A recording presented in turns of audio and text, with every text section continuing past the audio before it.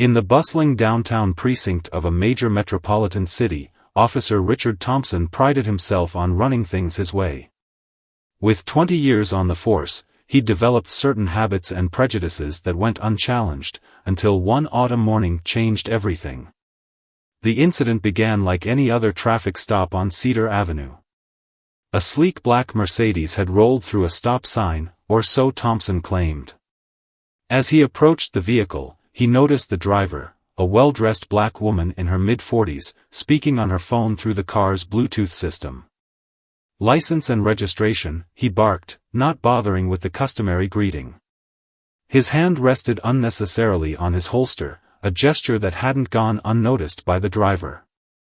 The woman calmly ended her call and turned to face him. "Of course, officer. Though I must say, I came to a complete stop at that sign." Her voice carried a quiet confidence that seemed to irritate Thompson even more. "Ma'am, I've been doing this job longer than you've probably had that fancy car. Don't tell me what I did or didn't see."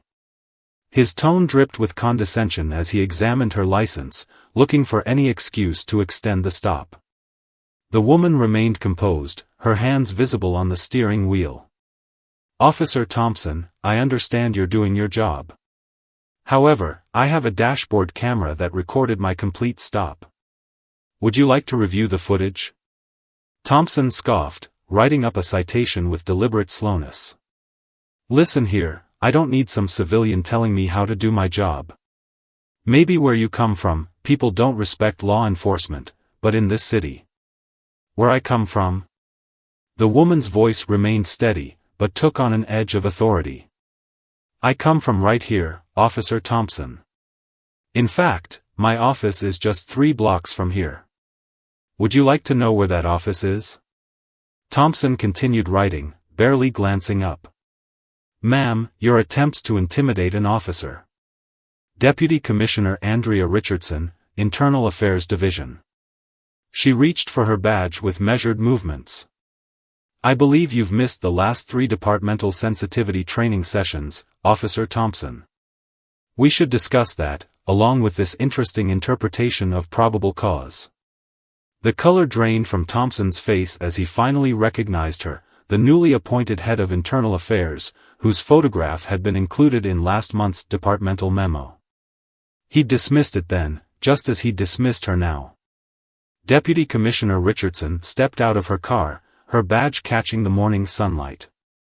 "Officer Thompson, I've received multiple complaints about your conduct during traffic stops, but I prefer to evaluate situations firsthand. I must say, you've provided quite an illuminating demonstration." Several passing cars slowed down, their drivers watching the scene unfold. Thompson stood frozen, the half-written citation trembling slightly in his hand. His previous bravado evaporated under the weight of his superior's steady gaze. "I'll tell you what," Richardson continued, "let's handle this professionally. Meet me in my office at 2 p.m. today. We'll review your body camera footage, my dashboard camera footage, and discuss departmental policies regarding probable cause and professional conduct." The growing audience of passers-by and fellow officers who'd stopped to observe made Thompson increasingly uncomfortable. His usual tactics of intimidation and authority had backfired spectacularly, leaving him exposed and vulnerable. "And Officer Thompson," Richardson added, her voice carrying clearly in the morning air, "bring your complete record of traffic stops for the past 6 months. I'm particularly interested in reviewing your citation patterns." She smiled, not unkindly. "Consider this an opportunity for growth." As Richardson prepared to leave, she addressed the small crowd that had gathered. "Nothing more to see here, folks. Just a routine professional development discussion between colleagues." Her words carried a subtle message: this wasn't about public humiliation, but accountability and improvement. Throughout the rest of the morning, word of the incident spread through the department like wildfire. Officers who had witnessed Thompson's biased behavior for years but remained silent began coming forward. His partner of 3 years requested a transfer, finally comfortable enough to report previous incidents of misconduct. By noon, Thompson sat alone in the break room, his untouched coffee growing cold as he contemplated his career choices. The same officers who used to laugh at his inappropriate jokes now avoided eye contact. The shield of impunity he'd hidden behind for years had cracked, revealing the consequences of unchecked prejudice. As the clock approached 2 p.m., Thompson gathered his files and headed toward the Internal Affairs building. The walk gave him time to reflect on his actions, not just from that morning but throughout his career. Each step felt heavier than the last as he realized this meeting wasn't just about one traffic stop, it was about a pattern of behavior that had no place in modern law enforcement. Meanwhile, in her office, Deputy Commissioner Richardson prepared for their meeting with characteristic thoroughness. She reviewed Thompson's file, noting patterns that should have been addressed years ago. Her goal wasn't to end his career but to catalyze genuine change, both in Thompson and in a system that had allowed his behavior to continue unchecked for so long. The story of that morning's encounter quickly became a watershed moment in the department's history. It sparked discussions about accountability, prejudice, and the importance of challenging systemic biases. More importantly, it demonstrated that change often comes not through grand gestures, but through quiet authority and unwavering professionalism in the face of discrimination. As the sun began to set on that transformative day, the incident had already begun reshaping departmental culture. Officers throughout the precinct found themselves reflecting on their own biases and behaviors, realizing that true law enforcement excellence comes not from authority alone, but from respect, professionalism, and equal treatment under the law. This first chapter closed with Thompson climbing the steps to Internal Affairs, about to face not just Deputy Commissioner Richardson, but also his own prejudices and the consequences of years of unchecked behavior. The real question wasn't about his future on the force, it was about whether he could embrace this opportunity to become the kind of officer the community deserved. The Internal Affairs office stood imposing and quiet as Officer Thompson made his way through security. The weight of his case files felt like a burden of truth he'd carried far too long. As he approached Deputy Commissioner Richardson's office, her assistant gestured for him to take a seat in the waiting area. Inside her office, Richardson was reviewing footage from that morning's encounter. She'd spent years building evidence against officers who abused their power, but her approach had always been focused on reformation rather than pure punishment. The next hour would determine whether Thompson was capable of that transformation. "Send him in," she called, and Thompson entered, his usual swagger replaced by visible unease. The office was immaculate, with large windows overlooking the city he'd sworn to protect, all of it, though he hadn't always honored that oath. "Have a seat, Officer Thompson," Richardson gestured to the chair across from her desk. "I've been reviewing your record. 17 years on the force, over 2,000 traffic stops, and some interesting patterns we need to discuss." Thompson shifted uncomfortably as Richardson pulled up his statistics on her monitor.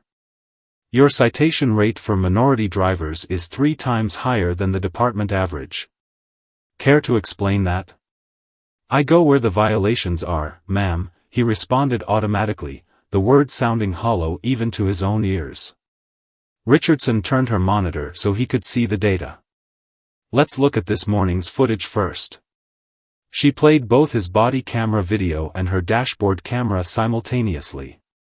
The contrast between his aggressive approach and her calm responses was stark. "Notice your body language here," she pointed out. "Hand on your weapon, confrontational stance, immediate escalation. Now, let's compare this to a stop you conducted yesterday with a white driver who was actually speeding." The difference was undeniable. In yesterday's footage, Thompson was professional, even friendly, despite the driver's argumentative attitude. No hand on weapon, no aggressive posturing. Thompson started, then fell silent, watching himself through new eyes. "Officer Thompson, I'm not here to end your career," Richardson leaned forward. "I'm here because every interaction like this morning's erodes public trust. It makes our jobs harder. It puts officers at risk by destroying community relationships we depend on." She pulled out a thick folder. These are complaints filed against you over the years. Most were dismissed without investigation. That ends today." Her voice was firm but not unkind. "You have two choices: accept a 30-day suspension with mandatory retraining, or face a formal review board with all this evidence." Thompson's face flushed. "With all due respect, ma'am, one traffic stop." "This isn't about one traffic stop," Richardson interrupted, her patience evident but wearing thin. "This is about a pattern of behavior that endangers everything we stand for. Tell me, why did you become a police officer?" The question caught him off guard. For a moment, he was transported back 20 years, young and idealistic, wanting to make a difference. I wanted to help people," he admitted quietly. "And do you think you're helping people by profiling them?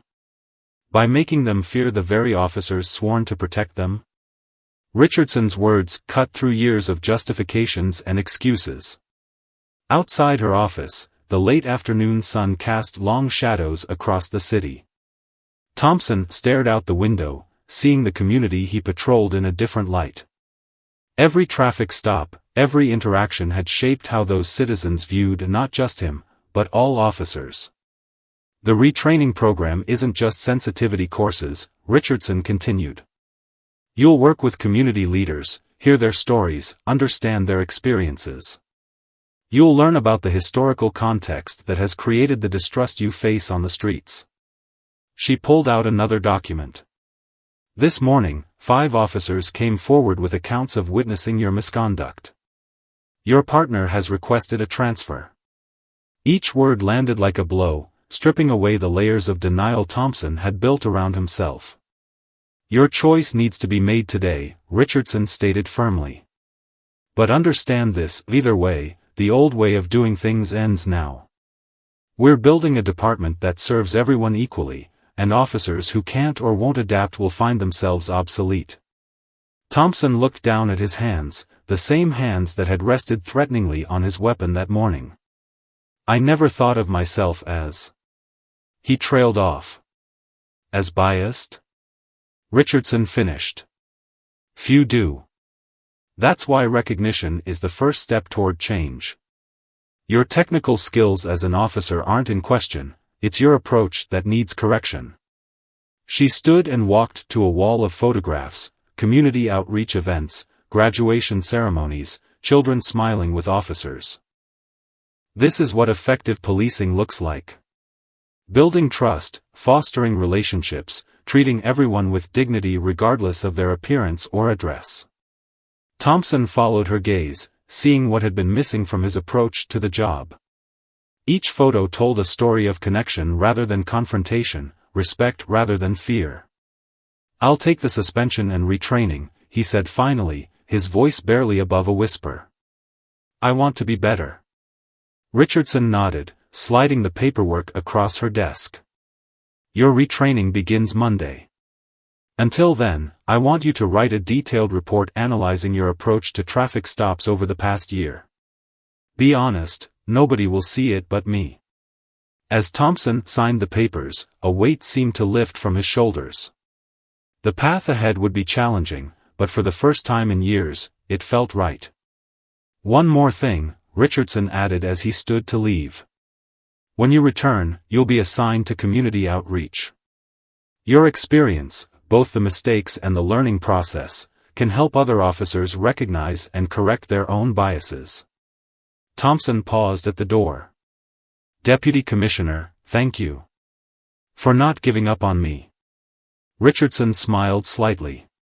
"Thank yourself, Officer Thompson. You chose to accept the opportunity for change. Many don't. Now prove it wasn't a mistake." As Thompson left the building, the setting sun painted the sky in shades of orange and purple. Officers entering and leaving the precinct nodded to him, some with sympathy, others with newfound respect for facing his mistakes head-on. His phone buzzed, a message from his partner requesting to meet for coffee. Perhaps there were more bridges to rebuild than he'd realized. The city streets felt different now, each passing face representing a story he'd failed to consider before. Tomorrow would bring new challenges, but for the first time in years, Officer Thompson felt like he was truly serving his community rather than just policing it. The badge on his chest carried a weight he was finally ready to honor. The following weeks transformed Officer Thompson in ways he never expected. His first day of retraining began in a community center in the heart of the district he'd patrolled for years. The room was filled with faces he might have previously viewed with suspicion, but now they were his teachers. A retired judge spoke about her son being pulled over 3 times in 1 week, each time fitting a description. A local business owner shared how his customers felt uncomfortable shopping when police cars lingered too long outside his store. A teenager described how his mother had taught him to keep his hands visible and movements slow during police encounters, lessons no child should need to learn. Thompson sat silently, each story hitting him like a physical blow. He thought about his own daughter and how he'd react if someone treated her the way he'd treated others. The realization made his stomach turn. During lunch breaks, he found himself sharing a table with community leaders who'd once viewed him with distrust. Their conversations were uncomfortable at first, but gradually, walls began to crumble. He learned about their families, their dreams, their contributions to the community he'd sworn to protect. "You know," said Mr. Washington, a longtime resident and civil rights activist, "most of us don't hate the police. We just want to be treated with the same respect you'd give anyone else." The simple truth of those words stayed with Thompson long after the session ended. The retraining program wasn't just about listening, it was about action. Thompson began participating in community events he'd previously avoided. He helped organize a basketball tournament between local youth and police officers. The same teenagers who used to scatter at his approach now called him by name, sharing fist bumps and stories about their games. Deputy Commissioner Richardson monitored his progress closely, but not just through reports and evaluations. She often appeared at community events, watching the gradual transformation of an officer who'd once embodied everything wrong with the system. One particularly meaningful moment came during a community feedback session. A woman Thompson had once cited unnecessarily stood up to speak. Instead of condemning him, she acknowledged the change she'd seen in his behavior. "It's not about forgetting the past," she said, "it's about creating a different future." The 30-day suspension period was nearing its end when Thompson received an unexpected invitation. Local community leaders were organizing a town hall meeting to discuss police-community relations, and they wanted him to speak about his experience. Standing at the podium, looking out at faces both familiar and new, Thompson felt naked without his usual shield of authority. "I won't make excuses for my past behavior," he began, his voice shaking slightly. "I let bias and prejudice control my actions, and in doing so, I betrayed my oath to protect and serve everyone in this community." The room fell silent as he continued, "What I've learned over these past weeks is that true authority doesn't come from intimidation or force. It comes from trust, respect, and understanding. I'm not asking for forgiveness, I'm asking for the opportunity to show through actions, not just words, that people can change when they open their eyes and their hearts." In the audience, Deputy Commissioner Richardson nodded slightly, seeing the genuine transformation in the officer she'd confronted that autumn morning. The crowd's response was measured but hopeful, exactly as it should be. Trust, once broken, takes time to rebuild. As Thompson prepared to return to active duty, Richardson called him into her office one final time. "Your retraining evaluations are excellent," she said, reviewing his file. "But the real test begins now. How will you handle the pressure from officers who haven't gone through what you have? How will you respond when you see others making the same mistakes you once did?" Thompson considered her words carefully. "I can't change everyone's mind overnight," he replied, "but I can show them a better way through example. And I won't stay silent when I see behavior that damages our relationship with the community." Richardson smiled. "That's exactly what I wanted to hear. Which is why I'm assigning you as a field training officer for new recruits. Your experience, both the mistakes and the learning, makes you uniquely qualified to guide the next generation of officers. The assignment was both an honor and a challenge. Thompson would be responsible for shaping young officers' approaches to community policing, helping them avoid the pitfalls that had once trapped him. As he left Richardson's office, Thompson passed the spot where he'd pulled her over months ago. The memory no longer filled him with shame but served as a reminder of how far he'd come and how far he still had to go. That evening, as he prepared his uniform for his first day back on patrol, Thompson looked at himself in the mirror. The badge gleamed as it always had, but now it represented something different, not power over the community, but responsibility to it. His phone buzzed with good luck messages from his new friends in the community. The same people he'd once viewed with suspicion now formed a support network, encouraging his continued growth and holding him accountable. Tomorrow would bring new challenges, but Thompson was ready to face them with new eyes, a new perspective, and a renewed commitment to true justice, the kind that serves all members of the community equally, regardless of who they are or what they look like. The sun set on his last day of suspension, but it would rise on a new chapter in his career, one where every interaction was an opportunity to build bridges rather than walls, to protect rather than intimidate, and to serve with the honor his badge had always demanded. Thompson's first day back on patrol started differently than any before. Instead of rushing through his morning briefing, he arrived early to speak with fellow officers about his experience. Some welcomed him back warmly, while others maintained a careful distance, unsure of where they stood with the transformed officer. His new partner, Officer Chen, was a 5-year veteran known for her exemplary community relations. As they settled into their patrol car, she turned to him with a direct but friendly expression. "I requested this partnership," she admitted. "I want to learn from your journey." Their first call came shortly after sunrise, a dispute at a local convenience store. In the past, Thompson would have stormed in, authority blazing. Instead, he and Chen approached calmly, taking time to listen to both the store owner and the frustrated customer. "You see how he handled that?" one bystander whispered to another. "That's the same officer who used to give everyone such a hard time." The whispers didn't escape Thompson's notice, but they fueled his commitment to change rather than sparking defensiveness. Throughout the morning, they encountered situations that would have once triggered his worst instincts.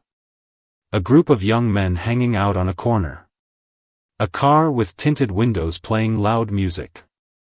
Each time, Thompson chose engagement over confrontation, conversation over commands. During their lunch break, Chen shared her perspective.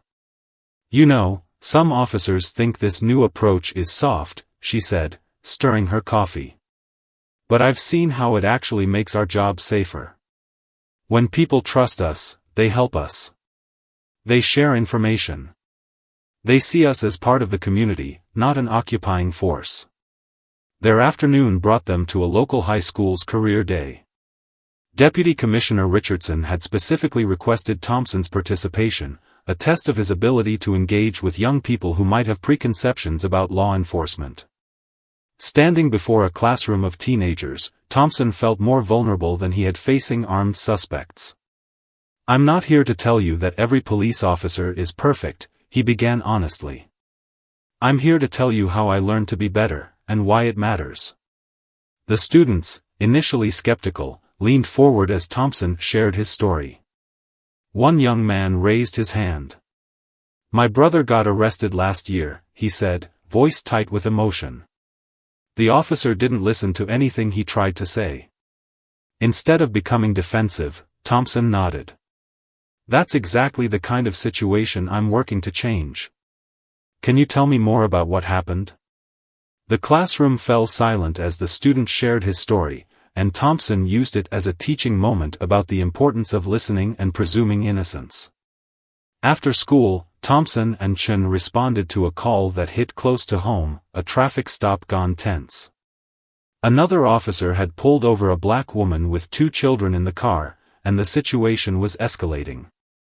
Thompson recognized the rising anxiety in both the officer and the driver. "Let me take lead on this one," he told Chen, approaching the scene. The officer, one he'd once shared jokes with about suspicious drivers, looked surprised to see him intervene. "Ma'am," Thompson addressed the driver, "I understand you're frustrated. Officer Davis, can we take a moment to hear what the concern is?" His calm presence diffused the tension, creating space for actual communication. As they resolved the situation, it had been a simple misunderstanding about a brake light. The other officer pulled Thompson aside. "That was different," he admitted. "Maybe you could tell me more about that approach sometime?" Word spread through the department about Thompson's handling of various situations. Some officers sought him out for advice, while others watched from a distance, considering their own practices. Deputy Commissioner Richardson received numerous reports about his positive interactions, each one validating her decision to invest in his transformation. At the end of his shift, Thompson and Chen stopped by a community center where he'd spent time during his retraining. The kids playing basketball outside recognized him immediately. "Officer Thompson. Come play a quick game." Chen watched as her partner, still in uniform, joined the teenagers for a few minutes of play. The same youth who might have once run from police now laughed and joked with an officer, showing how genuine change could transform relationships. Back at the precinct, Thompson prepared his daily report, now including notes about positive community interactions alongside the standard incident reports. As he typed, a senior officer approached his desk. "Got a minute?" the veteran asked. "Some of us are having trouble adjusting to all these changes. But seeing you today, maybe you could help us understand?" The request represented exactly what Richardson had hoped for, a ripple effect of positive change.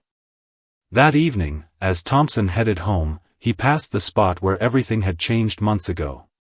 A group of residents waved at him, and he waved back, remembering how such a simple interaction would have once seemed impossible. His phone buzzed with a message from Deputy Commissioner Richardson, "Good first day back. Remember, every interaction is an opportunity to build trust." Thompson smiled, realizing that his transformation wasn't just about personal growth, it was about showing others that change was possible. His story was becoming a catalyst for department-wide evolution, proving that even the most entrenched behaviors could be overcome with commitment and support. As he parked his car and headed inside, Thompson reflected on how different everything felt. The weight of his badge no longer represented power over others, but rather the responsibility to protect and serve with equality and respect. Each day brought new challenges, but also new opportunities to demonstrate the power of reformed policing.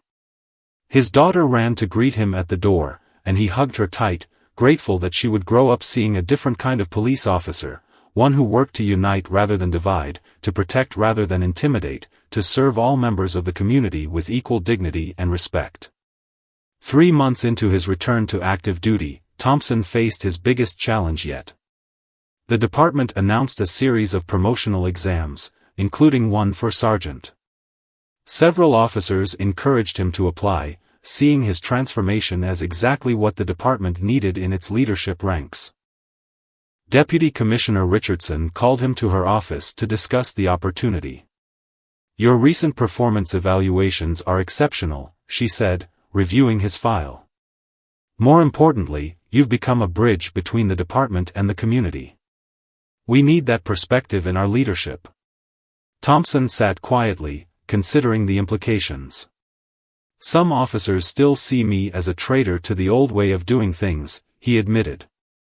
"Others think 3 months of good behavior doesn't make up for years of mistakes." Richardson leaned forward. "And what do you think?" "I think." Thompson paused, choosing his words carefully. "I think that's exactly why I should apply. We need leaders who understand both sides, who've lived the problems and learned how to fix them." The next few weeks became a balancing act. Thompson studied for the exam while maintaining his community engagement. He started a study group that included both officers and community members, creating an unofficial forum for discussing police procedures and community concerns. One evening, during a study session at the local library, a young officer named Rodriguez approached him. My partner still profiles drivers, she confided quietly. I want to say something, but I'm afraid of being labeled a troublemaker. Thompson remembered his own journey. Would you be willing to meet with Deputy Commissioner Richardson? She's created a safe space for officers to report concerns without fear of retaliation. The conversation was interrupted by a call about a major incident, a hostage situation at a local bank. Thompson and several other officers responded immediately. As they arrived at the scene, he recognized the bank manager among the hostages, Mr. Washington, the community leader who'd helped with his retraining. The old Thompson would have pushed for immediate aggressive action. Instead, he approached the incident commander. Sir, I know the manager inside. He's a respected community leader. Let me try to establish communication. Using his relationship with Mr. Washington and his new approach to community policing, Thompson helped negotiate a peaceful resolution. The incident made local news, not for its violence, but for how it demonstrated the value of police-community relationships. The next day, as Thompson continued preparing for the sergeant's exam, officers who'd previously kept their distance began seeking his advice. His study group grew, becoming a place where difficult conversations about reform could happen safely. During this time, Thompson's daughter started a project at school about community heroes. She chose to write about her father, not for his badge, but for his courage to change and help others change too. Reading her essay, Thompson felt the full weight of his transformation. The day of the sergeant's exam arrived with unexpected support. Community members gathered outside the testing center with encouraging signs. Fellow officers stopped by to wish him luck. Even some who'd initially resisted his changes nodded respectfully as he entered the building. The exam was comprehensive: tactical scenarios, leadership questions, and community relations problems. Thompson found himself drawing on both his years of experience and his recent lessons in reformed policing. One question particularly stood out: how would you handle an officer showing signs of racial bias in their enforcement actions? As he wrote his response, Thompson reflected on his own journey. He described the importance of accountability, but also of providing officers with the support and education needed to change. His answer wasn't just theoretical, it was personal. After the exam, Deputy Commissioner Richardson shared something surprising. Your transformation has inspired a department-wide shift, she explained. Complaints are down 30%. Community trust indicators are up. Other precincts are requesting our training programs. Thompson's promotion to sergeant was announced 2 weeks later, but the real victory came in the form of messages from officers and community members alike. Each note represented a small bridge built, a mind opened, a relationship restored. His first roll call as sergeant brought both challenges and opportunities. Looking at the officers under his command, Thompson saw himself at different stages, some resistant to change, others eager to learn, all capable of growth. Our job isn't just to enforce the law, he told them. It's to build trust, to protect everyone equally, and to admit when we need to do better. I'm here because I learned these lessons the hard way. Now, I want to help you learn them the easy way. As his shift ended, Thompson received an unexpected visitor, Officer Rodriguez, the young officer who'd confided in him about her partner. Sergeant, she said, I spoke with Deputy Commissioner Richardson. My partner's been assigned to retraining. Thank you for showing me it's possible to stand up for what's right. Driving home, Thompson passed the spot where his journey began. The memory no longer carried shame, but served as a reminder of how far he'd come and how far the department still had to go. His promotion wasn't an ending but a beginning, a chance to institutionalize the changes he'd experienced personally. His phone buzzed with a message from Mr. Washington: Congratulations, Sergeant. You've proven that change is possible when we have the courage to face our mistakes and the humility to learn from them. Thompson smiled, realizing that his story had become more than personal redemption, it was a blueprint for transforming police culture one officer at a time. The real work was just beginning, but now he had the position, the perspective, and the support to make lasting change. 6 months into his role as sergeant, Thompson's influence had begun creating ripples throughout the department. His squad room had transformed from a place of rigid hierarchy to a space where open dialogue flourished. The morning briefings, once purely procedural, now included discussions about community feedback and successful de-escalation stories. One morning, he received an unexpected email from a police academy in a neighboring state. They'd heard about his transformation and wanted him to speak to their new recruits about community-oriented policing. Deputy Commissioner Richardson encouraged him to accept. "Your story needs to be heard beyond our department," she said during their weekly meeting. Change can't happen in isolation. Standing before 200 cadets, Thompson shared his journey without sugarcoating his past mistakes. "I'm not here to tell you that you won't face real dangers in this job," he told them. "I'm here to help you understand that our biggest threat isn't always what we think it is. Sometimes, it's our own preconceptions." A cadet raised her hand. "But how do we stay safe while trying to build these community relationships?"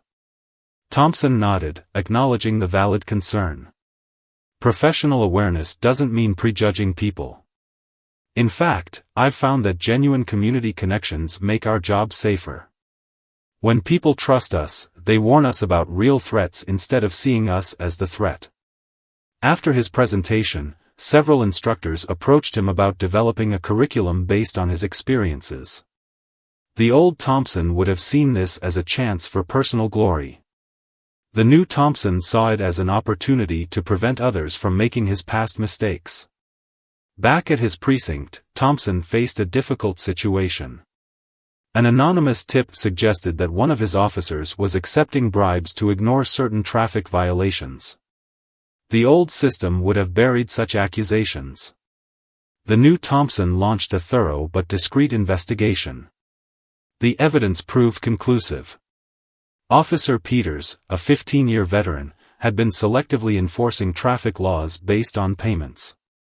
The arrest had to be made by Thompson himself. "Why are you doing this, Sarge?" Peters asked as the handcuffs clicked shut. "You used to understand how things work."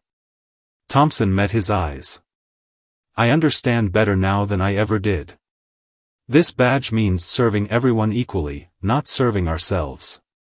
The arrest sent shockwaves through the department. Some officers worried about increased scrutiny, but most recognized it as proof that true reform wasn't just talk. Deputy Commissioner Richardson used the incident to reinforce the department's commitment to accountability. During this time, Thompson's squad faced another challenge. A series of robberies had targeted small businesses in immigrant neighborhoods. The victims, often hesitant to work with law enforcement, initially refused to cooperate. Thompson organized community meetings in partnership with local cultural organizations. He brought in translators and encouraged his officers to learn basic greetings in the residents' native languages. Gradually, trust grew. Tips began flowing in, leading to the peaceful arrest of the robbery crew. At the subsequent community celebration, an elderly shop owner approached Thompson.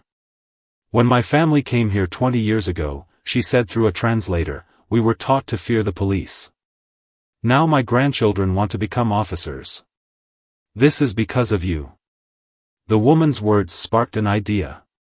Thompson worked with Deputy Commissioner Richardson to create a cadet recruitment program focusing on underrepresented communities.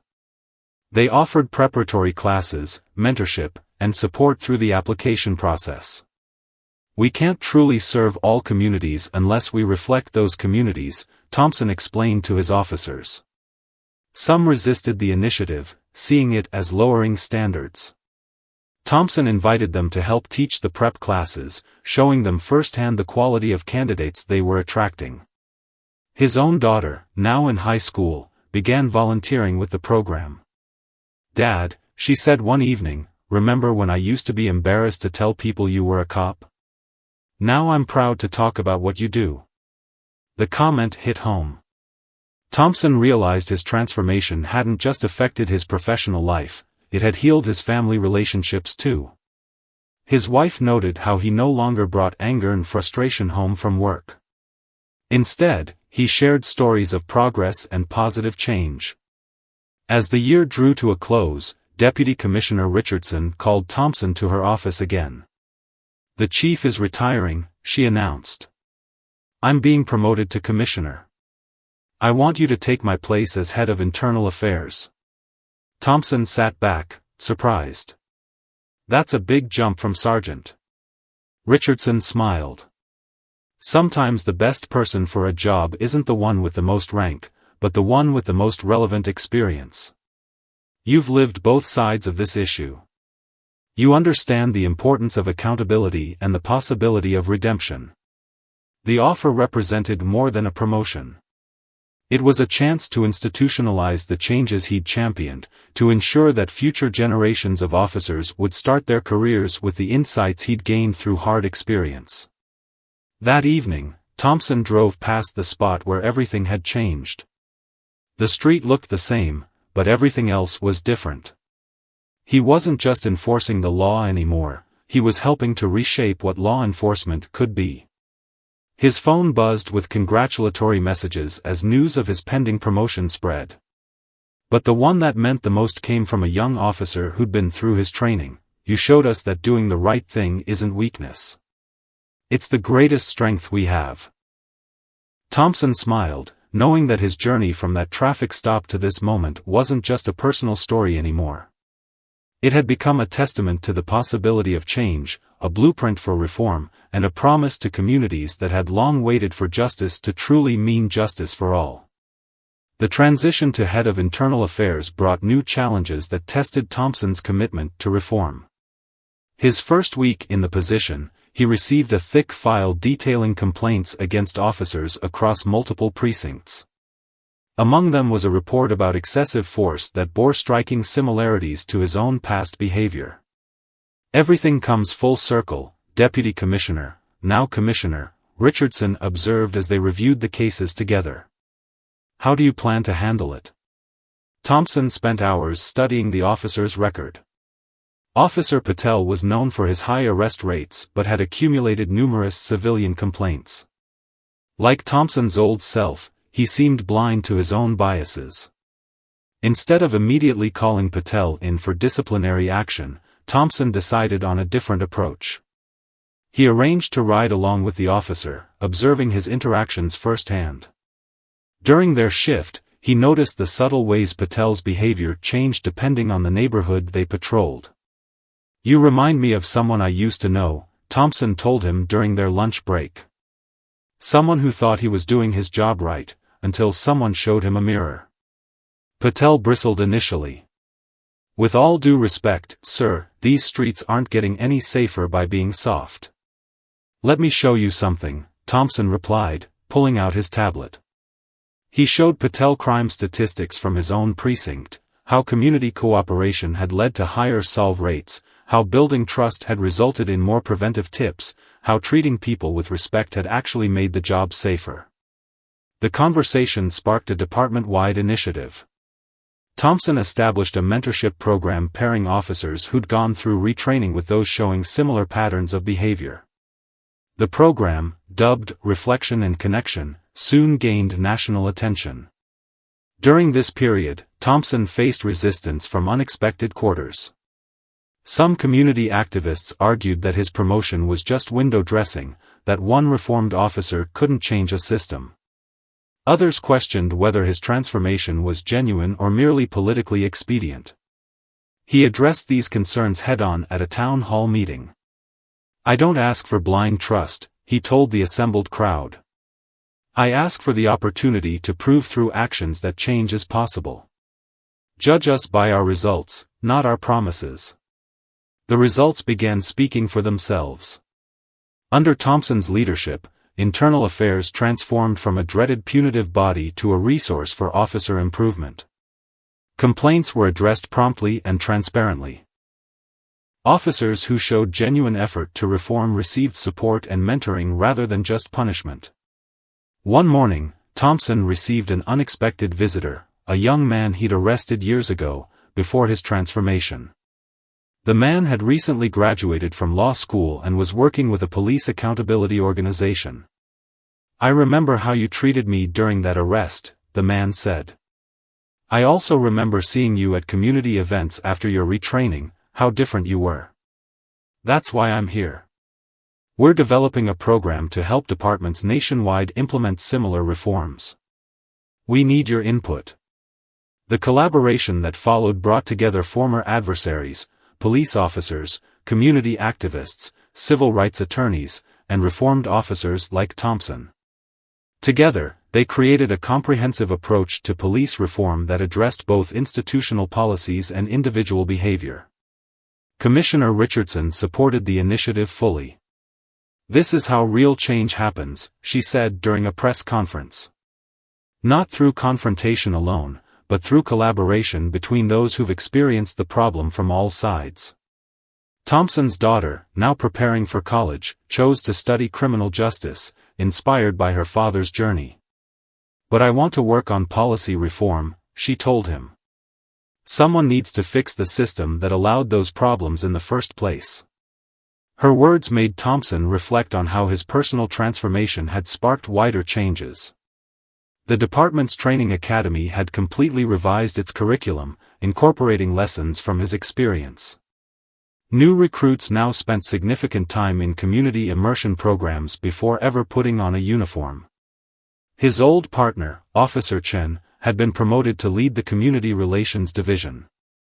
Together, they developed programs that brought officers and residents together in non-enforcement situations, community gardens, youth mentoring, senior support services. One afternoon, Thompson received a call about a situation at a local high school. A student had posted a video of an officer aggressively confronting a group of teenagers. The officer was one who'd recently completed the Reformation program. Arriving at the scene, Thompson found a tense standoff between school administrators, parents, and police. The officer involved looked defeated, knowing he'd fallen back into old habits despite his training. Instead of immediately suspending the officer, Thompson turned the incident into a teaching moment. He organized a restorative justice circle, bringing together the officer, the students, their parents, and school officials.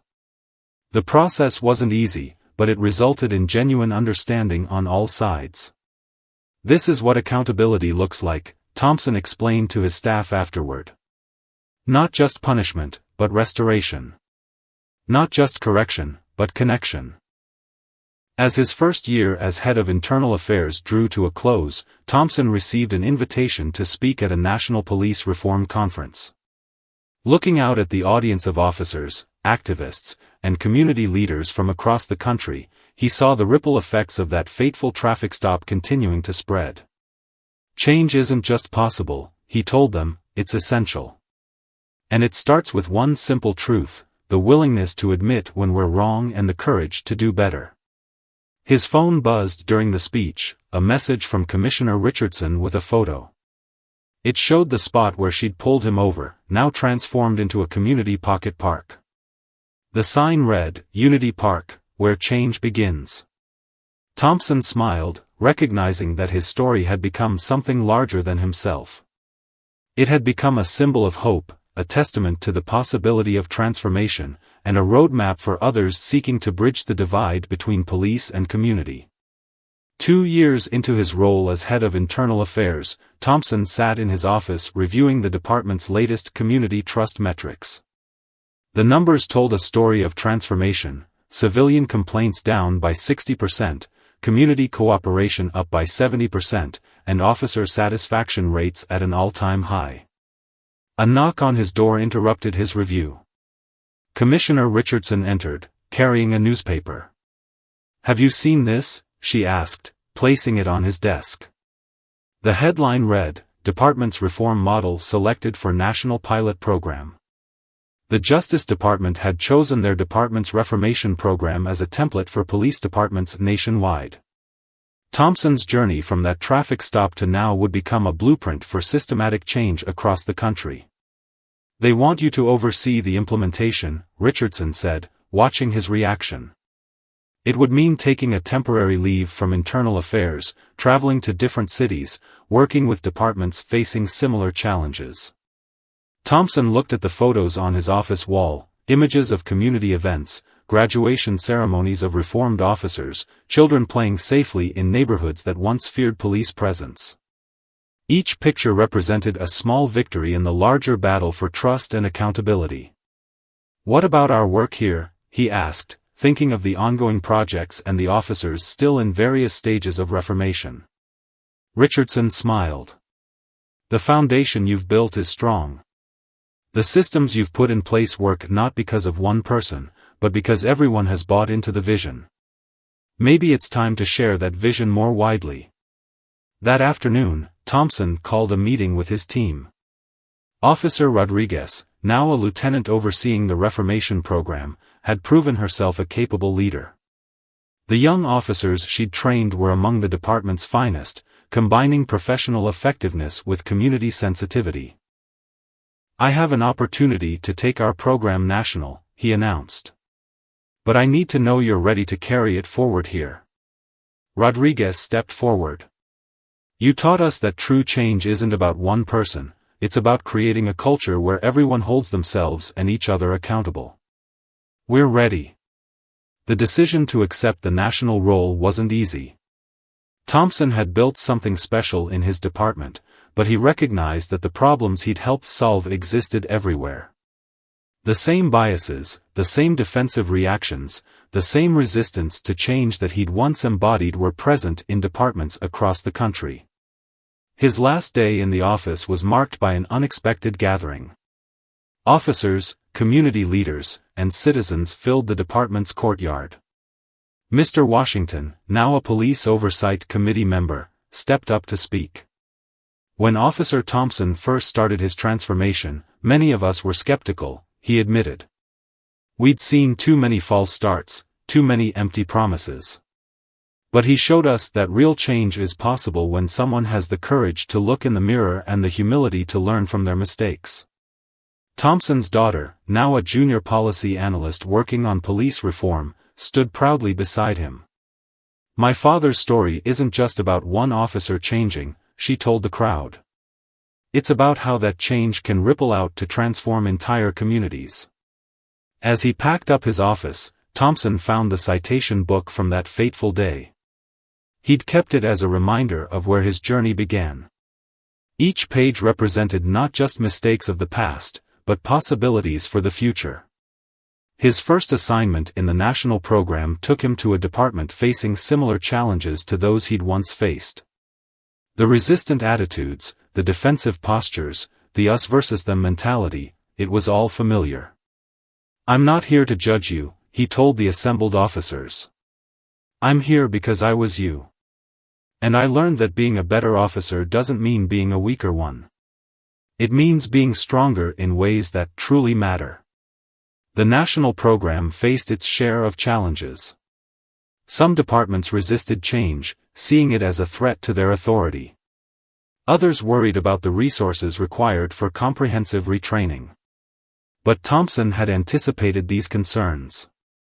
He shared data showing how reform departments had lower officer injury rates, higher solve rates for serious crimes, and better job satisfaction among officers. The numbers spoke louder than any argument. One evening, during a training session in a particularly resistant department, a veteran officer spoke up.